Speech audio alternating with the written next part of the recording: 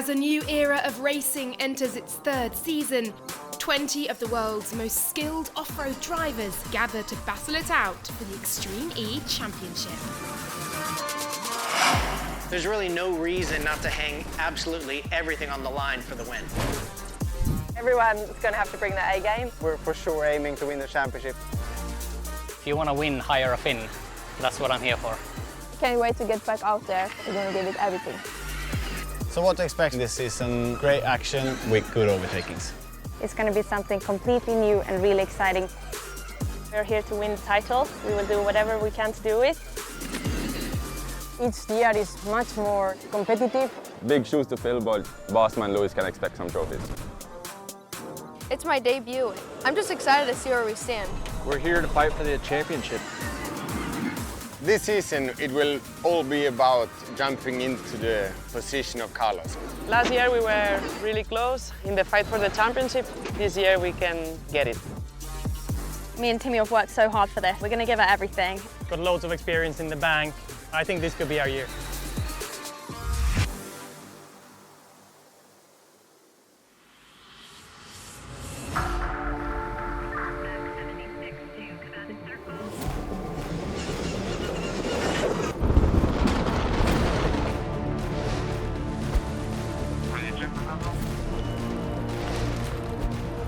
Prepare to be aggressive.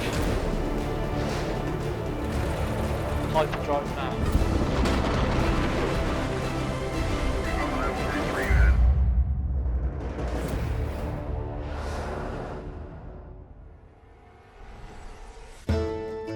Extreme E begins its Season 3 journey in Neom, Saudi Arabia. Although the championship has raced in Saudi Arabia before, this year's Desert X Prix saw the drivers tackle a new terrain, the shore of the Red Sea. We have an amazing start of the season here in Neom, and to be able to race centimeters from the water, sometimes in the water, really allows to show the beauty of this place to the world. It's a very different kind of desert to what we've had in previous years for this race. We've been used to big sand dunes, we've been used to a really rural environment, when actually now we're actually closer to the beach. There's more trees, there's more camel grass, so I think it creates a really extreme track. Looking at it now from the paddock, I think it's more like Senegal, with a lot of sand and maybe deep ruts, so maybe you, in the middle of the race, actually need to change your line because the fastest line is going to be too rutted. So I think it's a lot about adapting this weekend, reading the terrain, reading the course. It's very challenging for the teams, extremely challenging for the drivers, but it should make for great racing. The sand is incredible, and you can see so many different formations in the lay of the land with the rocks and dunes and flat, fast sections as well. So you really see a massive cross section, but also just racing in sand is really fun.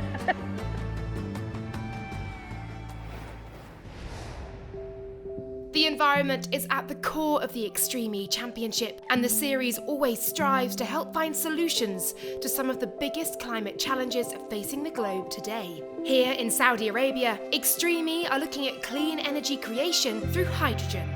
So for over a century, we have been using fossil fuels as the convenient carrier of energy to trade energy in the world. And yet we have now realized this came with a big risk, which is climate change.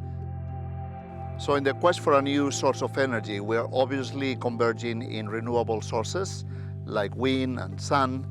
But the problem with those renewable sources of energy is that they can be input directly on the grid, but we need to trade it.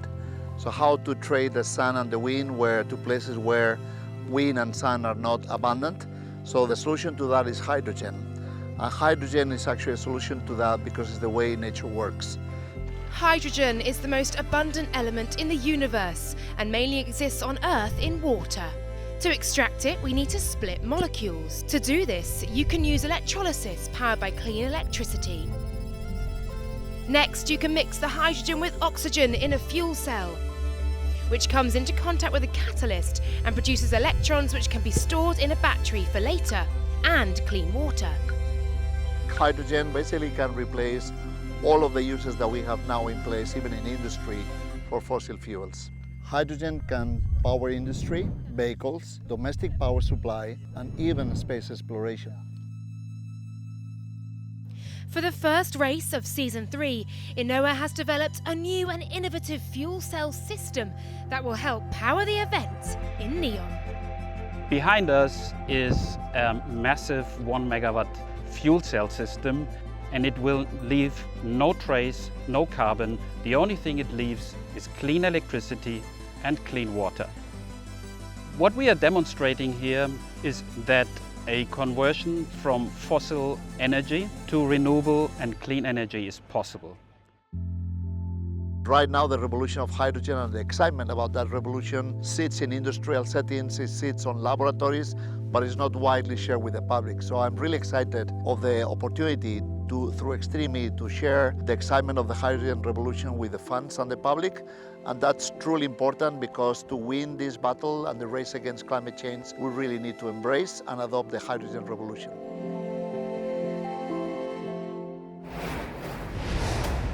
As the sun rose again over the Red Sea in Neom, it was time to go racing for round 2 of the Desert X Prix. Most teams ran with a clean slate for day 2, except for Apt Cupra, who were forced to race in the backup championship car following their crash the day before. The new car also came with a 30-second penalty and therefore a completely different tactic, focusing on the Continental Traction Challenge. Remember, you do normal start, but don't fight, let them go, and then you wait for 30 seconds. Perfect. Lot of wheel spin, but a great start for Timmy Hansen. It is the Andretti Altaquila that was leading on the inside, but his brother Kevin Hansen has done the same move he did yesterday. Can he make it stick this time for the Veloce? Can't, has to slot him behind. A great first lap for Andretti Altaquila's Timmy Hansen. Good job, Timmy. Keep this up and keep your rhythm. And a couple of nervous moments, most notably for X04's Fraser McConnell. Oh, McConnell sideways, big bounce. Timmy Hansen led the cars into the switch zone just ahead of his brother, Kevin Hansen. After jumping into the Veloce machine, Molly Taylor was keen to make her presence known as she chased down the lead. On it comes, Inoa Hyperdrive just blasts past. Well done, Molly, well done, Molly. Katie Munnings tried to stay close to the Veloce car, but X04 was also closing the gap on her bumper and had saved the Inoa Hyperdrive for the last section. Cristina Gutierrez does get in front of the Andretti Altaquila machine. Nice work, Chris. Veloce were clearly enjoying their time in the desert as they secured another win to start well in qualifying for round 2. X44 took second place, and frustration for Katie Munnings, starting in first and finishing in third place. Apt Cupra's tactic paid off, getting the fastest traction challenge section in qualifying 1 so far. Good job, Nazar. We are leading the traction sector. Good job. Next up, the 5 remaining cars took to the start line, with RXR looking to get back on track after missing out on victory in round 1. On the inside line, Tanner Faust looks to have got a great start. He gets to turn 1 first, looking in the background. Ekstrom's gone for that line, cutting back, but RJ Anderson nailed it onto the apex. Loads of people using the Inoa Hyperdrive, including Christopherson, who sneaks up the inside line. A remarkable start for Johan Christopherson put his RXR machine into the lead, but competition was close on his tail. Ganassi on top of you. Anderson takes the alternate line, looks inside the RXR machine. First 3 cars are within a second. Michaela Arlen-Kotolinsky took the car over with a small lead advantage, but held on to bring home a win, followed closely by GMC Hummer EV and Axiona Sights, putting each of them in a strong position after qualifying 1. Nice one, Michaela. Good job, everyone. Good job. With championship racing teams up and down the paddock for Season 3, the Extreme grid is packed with fierce competition. But in the star-spangled world of motorsport in the US, no other name is so synonymous with success than Chip Ganassi Racing. I started in off-road racing, basically in dirt bikes when I was a teenager, and that developed into being a driver in Indianapolis. Later started a team. We went on to win the Indianapolis 500 6 times, I think, and won the championship there 14 times now. And we branched out into NASCAR. We won the Daytona 500. We've been in IMSA. We've won the 24 Hours of Daytona. In the WEC, we've won at Le Mans, the 24 Hours of Le Mans. Chip Ganassi Racing in the global motorsport world, well, we are Chip's passion. Everything about our world, everything about Chip's world is motorsports.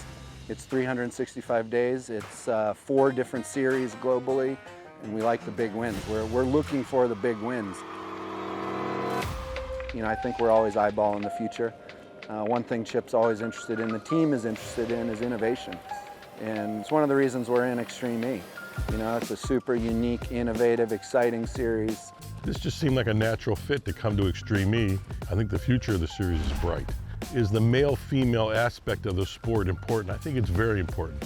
I think to have the togetherness brings an inclusiveness, if you will, to the sport that other series can't offer.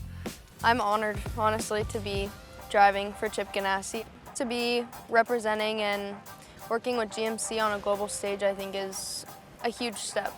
To be a part of Chip Ganassi Racing feels like I've reached the pinnacle of racing. Growing up my whole life, there's teams that you look at as being, you know, the top tier, and Chip Ganassi Racing is by far one of them. You know, like gives you goosebumps, especially being from the United States where they're based and being so dominant. You put Chip Ganassi and winning like in the same sentence, you know, it's a very competitive, very professional race teams. It's really interesting, this partnership that we have with General Motors and with GMC Hummer EV, bringing it to electrification, bringing it to the global stage, bringing it to motorsports for the first time. You know, we have a lot of trophies in our trophy room, and Chip has a phrase that there's a lot of fingerprints on each one of those trophies. All those fingerprints are everyone in the building, but we always have space for more, and we're always looking for more. Extreme E is 120% a team sport. It takes the hard work from everyone in the organization, and it takes a good team to be successful. You know, you either win or you learn. If you're in motorsport, you want to measure yourself against the best in motorsport. And that's also an attraction here in Extreme E. Let's measure ourselves against the best and see where we stack up.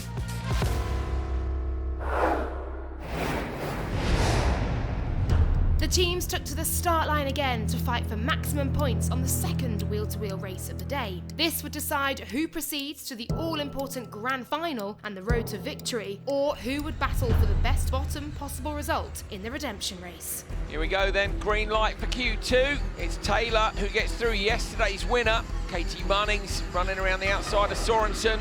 And then here we see immediately hyperdrive being used, Sorensen getting back past Katie Munnings. Tidily done, look at this. So Taylor's nicely out in the lead. Andretti Autokilat's Katie Munnings chased down Amanda Sorensen, closing the gap to hand over the car in a better place to her partner Timmy Hansen. Looking good, looking good. Keep that pressure. Right after he took over though, bad news was just around the first corner for the Swedish driver after a bad bounce. No, not again! A third roll for Andretti. This is unbelievable. 3 rolls in 2 days. A red flag was called, and it was a direct pass to the redemption race for the Andretti Autokilat team. Once the race restarted, the big advantage of Veloce's Kevin Hansen saw him flying through the course to claim their second qualifying win of the day. On to the last heat of qualifying, which saw a dramatic start with all teams battling on track to grab those decidedly important points for a ticket to the grand final. So Nasser Al-Attiyah comes across, a little bit of contact with Lias Sands. Michaela Arlen-Kotlinski's on the inside of both of them. Tiny bit of contact there as well. Lias Sands out nice and wide. Who's going to use it? Oh, 2 cars at least. Gutierrez and Hozas both fire up there in Noah Hyperdrive. Looking up the inside line, Michaela Arlen-Kotlinski trying to go into turn 2. Inside, Etchiona Sainz. Great pass by Arlen-Kotlinski. Nasser Al-Attiyah's there as well, though. Al-Attiyah moves up into P2, trying to come around the outside now. He's into the rear of the RXR machine. A little bit of contact. But it's Michaela Arlen-Kotlinski holding on to the minute from Nasser Al-Attiyah. Al-Attiyah's, who's run wide? He's got alternate line. Al-Attiyah goes up the inside into the door. Runs the RXR wide. Contact, was it too much? I don't think it was. They were side by side. So Nasser Al-Attiyah takes the lead. We said he had to win it. My God, he's going for it. Al-Attiyah firmly held his hard-fought lead, while the battle behind for second was very tight. With no time to lose, X04 went a bit too quickly and were penalised for speeding into the switch zone. Al-Attiyah came home 16.9 seconds clear, and Clara Anderson, I am pretty confident, will be able to hang on to that. At the moment, as it stands, X44 and Sainz join on 12 points each. It would then come down to the Continental Traction Challenge to see which one of those goes through to the grand final. With an easy hyperdrive boost pass from Johan Kristoffersson over Fraser McConnell, now the pressure was on for X44 Vida Carbon Racing, desperately hanging on in front of Acciona Science's Matthias Ekström. Acciona 0.5 behind, pretty much on your bumper now. Matthias, don't take risks. Car ahead has a 3 seconds penalty. Coming up towards the finish line, brilliantly managed by Clara Anderson, the App Cooper squad, fantastic tactics. Well done. Very well done. Good job, Clara. RXR coming over the line, P2. X44 with a penalty are going to drop behind Acciona Science. Take a deep breath. That was a proper encounter. With Acciona Science and X44 joint on points, the traction challenge proved El Matador's team faster, securing them the last pass to the grand final. So after a hectic second qualifying, it was round 1 winners Veloce Racing, followed by Rosberg X Racing, number 99 GMC Hummer EV, Apt Cupra and Acciona Science who would race for victory, leaving X44 to fight it out with the remaining teams in the redemption race. Reigning champions X44 Vida Carbon Racing have a new addition to their driver pairing in Season 3. Jamaican rallycross driver Fraser McConnell joins Cristina Gutierrez to try to retain the championship title and continue the great work of motorsport legend Seb Loeb. My name is Fraser McConnell and I race for X44 Vida Carbon Racing. My love of motorsport began riding motorbikes. We live on a farm, Orange Orchard, out in Jamaica. Both my brother and sister were, very much into horse equestrian and, jumping and cross country. Did 2 lessons of that and then realized pretty quickly that I didn't love being on a horseback and, then got onto a motorbike and, each lap around the house would be quicker and quicker and quicker.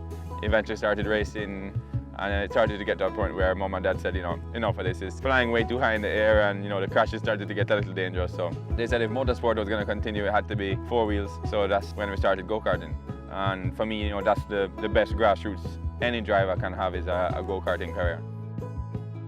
Living on the farm, the rally had always passed by our house. So, being a little boy and, seeing these rally cars fly by the house, I'd always aspired to be, one of them. And one day, hopefully, if I'd ever raced, win Rally Jamaica. Winning Rally Jamaica in 2017, to this day, we're still the youngest to ever do that. And then our first championship that we won was 2019 ARX2. So that's a big one for me. Well, my Extreme E career started in Sardinia last year. Got a call from Mr. James Taylor asking if I'd like to be the championship reserve driver. I got the opportunity to be there before the race days test, and then we went to Chile. I was the championship driver there again. And then Uruguay, I jumped in as the male driver for JBXE. An incredible experience, and you get your foot through the gate, so to say. Now, even when I think back to getting the call, I still get goosebumps. It's such a surreal feeling to finally get that call to professional drive. I can finally call myself a professional driver, thanks to X44 and Lewis. And I do have some big shoes to fill, with Seb stepping out. 9-time world champion, he's definitely the rally goat. The X44 is a lot about opportunity and giving people the chance to prove themselves. So this gives me the opportunity to compete at the highest level. My family are the biggest supporters in the world. I consider Mom, Dad, and my brother and my sister, my biggest fans and biggest supporters. And they'll travel all over the world. We've gone to Cape Town, we've gone to all different parts of Europe and America. They've always been there for the ups and the downs, and it's really nice to have that support system. The support I get from Jamaica is incredible.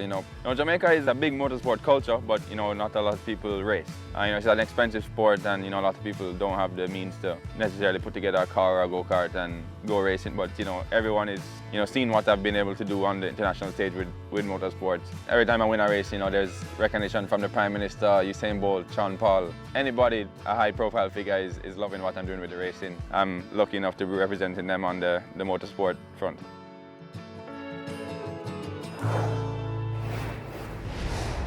Tensions were mounting as the redemption race was about to begin. So this is it. 10 drivers, 5 teams, all heading into the redemption race. You'll be pulling on the handbrakes now, getting the cars ready to release. On comes the one, full focus on the lights. Around the outside is Carl Cox Motorsport. Oh, Timo Scheider, that car looks really soft.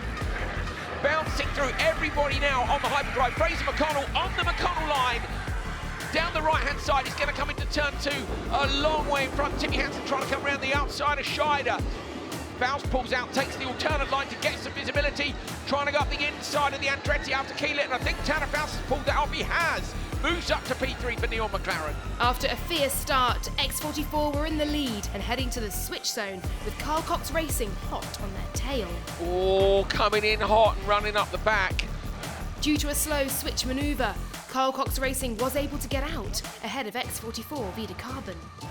Okay, Carl Cox Motorsport going to take the lead here from X44. They're side by side as they head out of the switch zone. Cristina Gutierrez versus GZ. There they are, it's Carl Cox Motorsport who takes the lead. So Christine GZ leads from Cristina Gutierrez. Look at this, all holding onto their Renault hyperdrives because, Nikki, they want to make that pass down the beach. It's really the only overtaking opportunity, obviously down the front.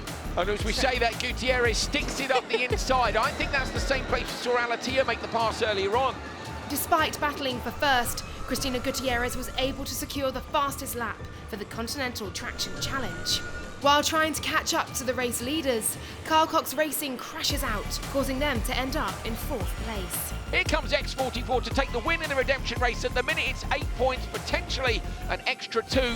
Well done, Chris. Great race, and that was an amazing super sector, quickest of everyone so far. Well done. With X44 coming ahead of McLaren Racing in 2nd and Andretti Altaquilat Extreme in 3rd, they managed to secure the maximum number of points possible for their team. The grand final was here. The last race of the Season 3 Desert X Prix was about to begin. The tension is building. This is the moment, our second race of the season.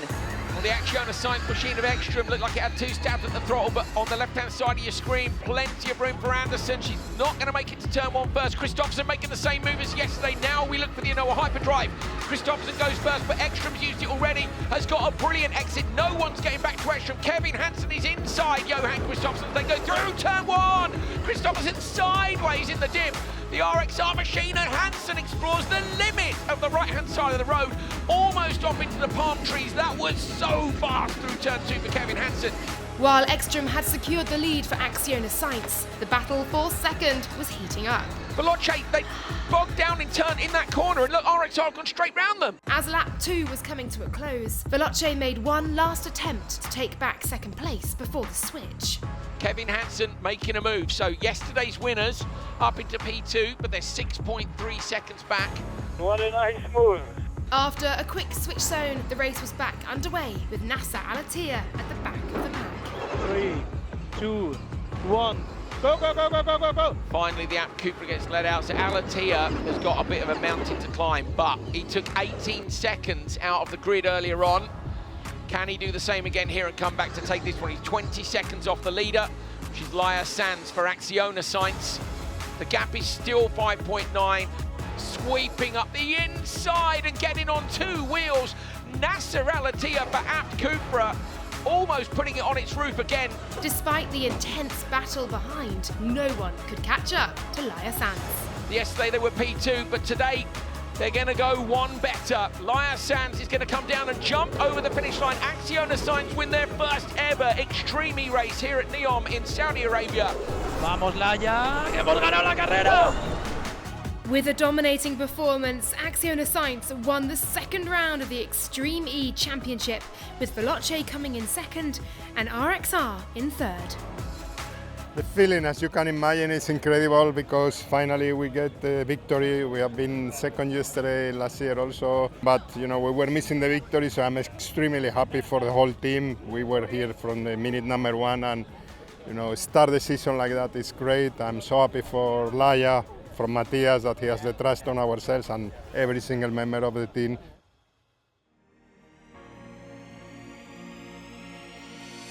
I think for anyone winning first time is special, and winning for a new team, winning in a new championship, it's also my first win, Laia's first, so those moments is something we will keep us for the rest of our career.